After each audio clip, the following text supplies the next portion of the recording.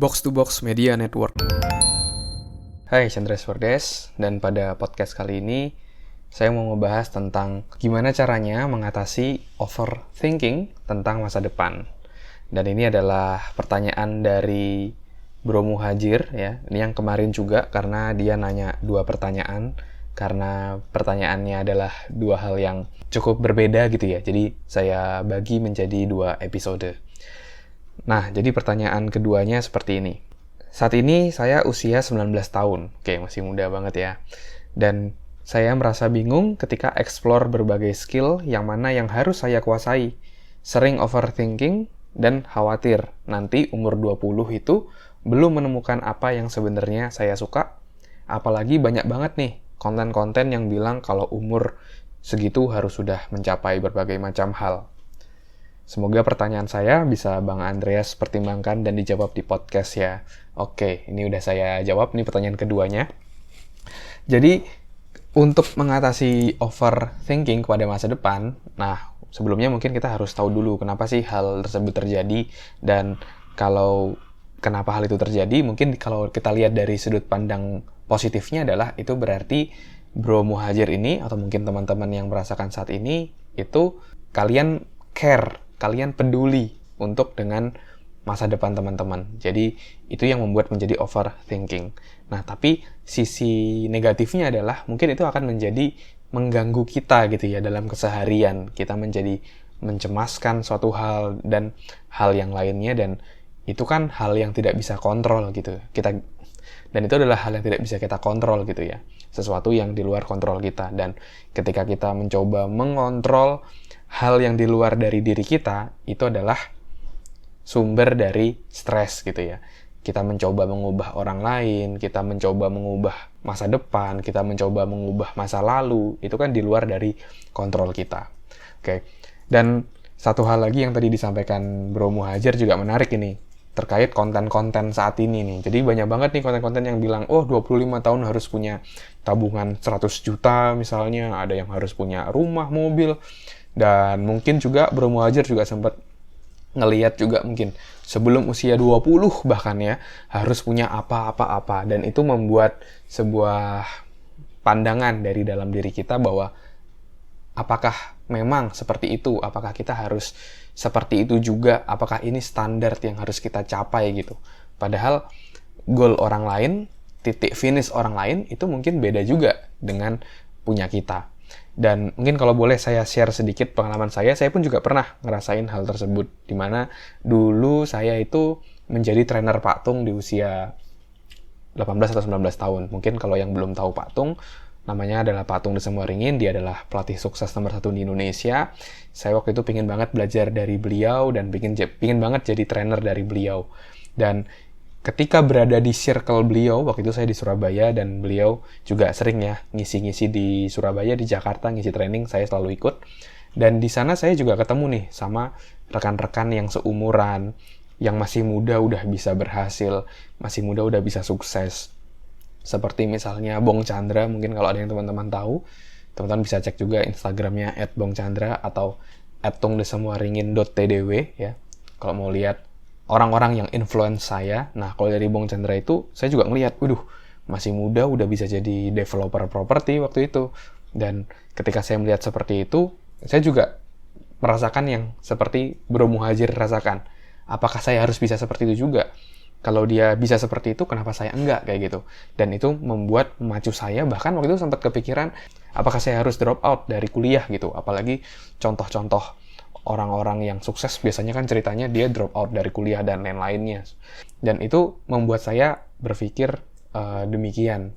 Ketika saya mencoba juga, oh dia berhasil di properti, saya juga coba di properti, dan ternyata cukup challenging. Saya jadi marketing properti, dan ternyata tidak mudah gitu ya. Banyak banget tantangan segala macam, ditolak, bahkan sempat dimarahin orang, dan berbagai macam hal lainnya kayak gitu. Dan dari berbagai macam proses tadi, akhirnya saya belajar bahwa setiap orang itu punya waktunya masing-masing. Ya, kita nggak bisa samain waktu kita sama waktu orang lain. Karena ada orang yang memang baru berhasil di usia 30, ada yang mungkin lebih muda di usia 20, atau bahkan juga ada yang di usia 50 nih, baru berhasil. Kayak Colonel Sanders di KFC, dia baru berhasil bikin franchise-nya sekitar 50 tahun ya kalau nggak salah ceritanya. Teman-teman bisa Google. Nah, itu berarti setiap orang punya waktunya masing-masing. Jadi kita nggak bisa ngebandingin. Begitu juga dengan garis startnya. Itu juga berbeda-beda. Ada yang memang dia punya garis start yang lebih maju dibandingkan kita. Ada yang mungkin di belakang kita, atau ada yang mungkin dia punya fasilitas tertentu yang mempercepat keberhasilannya. Setiap orang punya garis startnya berbeda-beda. Nah, lalu gimana caranya untuk bisa mengatasi hal tersebut? Nah, kita harus tahu dulu purpose kita ini apa sih? Apa sih yang mau kita capai? Goal apa yang mau kita capai yang meaningful atau bermakna untuk diri kita? Jangan sampai kita mengejar goal yang sebenarnya tidak bermakna buat diri kita. Sebenarnya kita ikut-ikutan orang lain. Padahal goal orang lain belum tentu itu merupakan goal kita juga, seperti itu. Nah, akhirnya setelah itu saya coba refleksi ke dalam diri saya. Apa sih yang benar-benar paling ingin saya capai? Ibaratnya ini adalah ultimate goal saya. Ketika saya coba menyelami diri saya, apa yang paling ingin saya capai, saya sangat passionate sekali di HR, di people development, gimana saya bisa ngedevelop orang, gimana saya bisa menempatkan orang yang tepat di posisinya sehingga dia bisa produktif bekerja di organisasi atau perusahaan yang ada, dan akhirnya perusahaan tadi bisa bertumbuh dan menguntungkan. Dan saya sangat interest sekali di dunia human resources. Maka dari itu, setelah saya tahu apa goal saya, nah saya fokus nih, saya mau ke sana. Jadi saya buat goal diri saya bahwa saya pingin menjadi HR director. Jadi pingin menjadi direktur HR seperti itu ya. Dan goal terdekat saya adalah sebelum di usia 30 saya bisa jadi GM ya, Human Resource General Manager. Jadi pimpinan HR walaupun masih di level GM, tapi itu adalah goal saya. Memang cukup challenging, tapi saya yakin saya bisa untuk mencapainya, dan goal itu justru membuat saya untuk terus bertumbuh, belajar apa lagi, tingkatkan diri apa lagi, sampai akhirnya bisa mencapai goal tadi. Nah, dalam pembuatan goal sendiri, kalau yang saya pelajarin dari Tony Robbins, dari bukunya Awaken the Giant Within, sebenarnya tujuan dari goal itu bukanlah pencapaian goalnya, tetapi kita menjadi apa selama kita mengejar goal tersebut. Oke. Sama seperti lebah gitu ya. Dia hinggap dari bunga ke bunga yang lainnya. Mungkin tujuannya ya dia hanya mengambil sari bunga tadi. Tetapi dia secara nggak sadar bahwa ketika dia terbang dari satu bunga ke bunga yang lainnya, itu ada beberapa sari bunga yang jatuh ke dalam taman, dan akhirnya justru membuat menjadi kebun yang indah, banyak tumbuhan-tumbuhan yang tumbuh. Nah, sama juga dalam kita membuat goal, kita punya goal, saran saya adalah pastikan bahwa goal yang kita buat itu membuat kita menjadi orang yang jauh lebih baik, membuat kita terus bertumbuh jadi jauh lebih baik. Setelah kita punya goal itu, skill kita bertambah, skill kita bertumbuh. Jadi fokusnya di sini adalah menjadi progresionis, bukan satu yang namanya perfeksionis. Nah, jadi saran saya untuk Bro Muhajir, untuk ketika kamu melihat berbagai macam contoh di luar sana, oke, itu bisa dijadikan inspirasi. Tetapi untuk dijadikan goal pribadi, kamu perlu menemukan apa sih purpose hidup kamu, apa sih yang paling kamu suka. Dari situ baru kamu kejar ke sana. Jadi memastikan bahwa apa yang kita kejar itu sesuatu yang bermakna buat kita.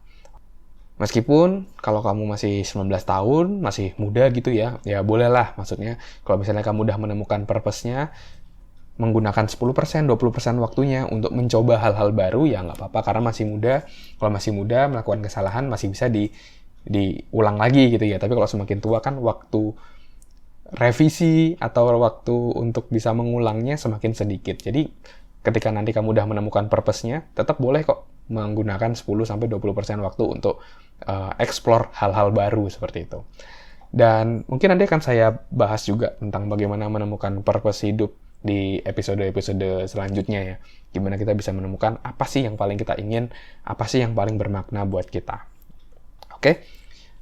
Thank you pertanyaannya Bro Muhajir. Jadi saya bisa share pengalaman di sini dan mungkin bisa bermanfaat juga buat teman-teman lain yang mengalami hal serupa ketika overthinking menghadapi masa depan dan atau membandingkan dengan apa yang ada di sosial media.